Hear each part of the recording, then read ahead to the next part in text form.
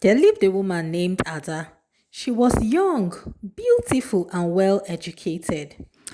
After studying in the city and earning a university degree, she returned to the village to live in her father's house he left behind. But Ada was not like other women in the village. She believed she was better than them. Most women in the village were farmers, traders, or housewives. They wore simple clothes, cooked with firewood, and fetched water from the stream. But Ada wore fine clothes, used gas to cook, and had a generator that powered her big house. She even had a small laptop and always talked about Google and online business. Whenever the women greeted her, she barely responded. Good afternoon, Ada. She would just nod and walk past. She didn't join them at the market. She didn't even help during village meetings. She didn't attend weddings or funerals. If anyone visited her, she could barely offer them water. And when she spoke, she made them feel small. What are you people always talking about? You don't read books, you always gossip. So the villagers left her alone. They called her the queen of herself. Ada did not care. She believed she was self sufficient. I don't need anyone, she often said. As long as I have my brain and my business, I'll survive. But one evening, something happened that changed everything.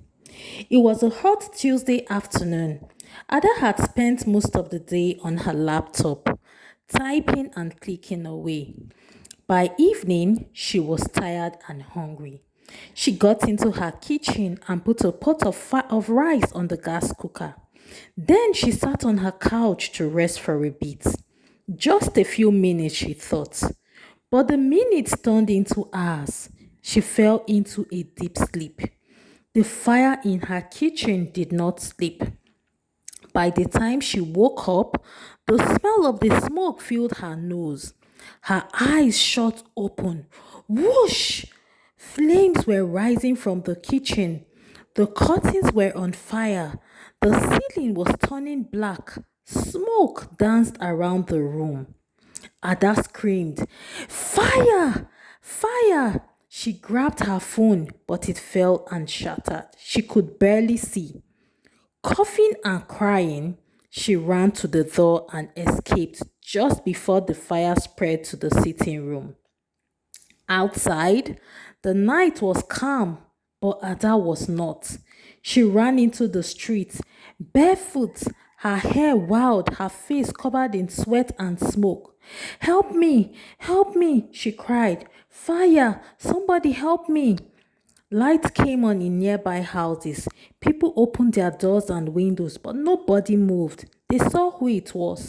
Some of them stood and watched. She said she doesn't need anybody, one woman whispered. She doesn't even greet us, another man said. Let her save herself with Google, someone joked. Ada cried louder. Please, I'm begging. Help me. Still no one came. The fire grew bigger and brighter.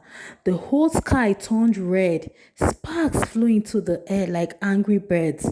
The roof of her house cracked in and fell. Boom! The walls collapsed.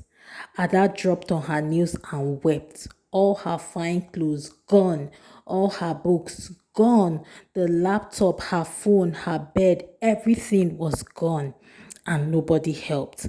She slept outside that night near the ashes of her once beautiful house.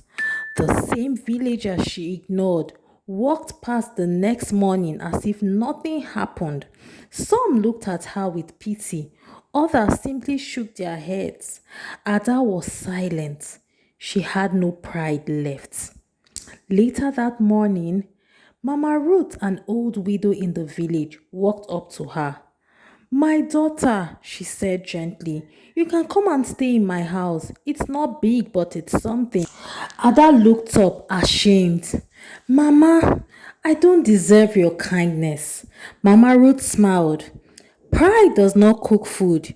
You've learned now that we all need one another. Even a tree needs the sun and rain. That day, Ada moved into the old woman's house. She shared a small room with Mama Ruth's grandchildren. The floor was bare, the roof leaked, but there was warmth, laughter, and company.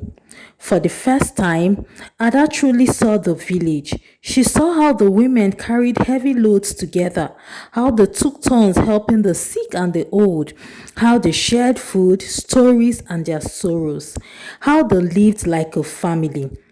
Slowly, she began to change. She started helping Mama Ruth in the market. She joined the women's meeting. She fetched water with other girls and helped to cook during community events. At first, people were shocked. Is that Ada? Look, she's pounding yam. But Ada didn't mind. She laughed more, listened more, and became part of the village.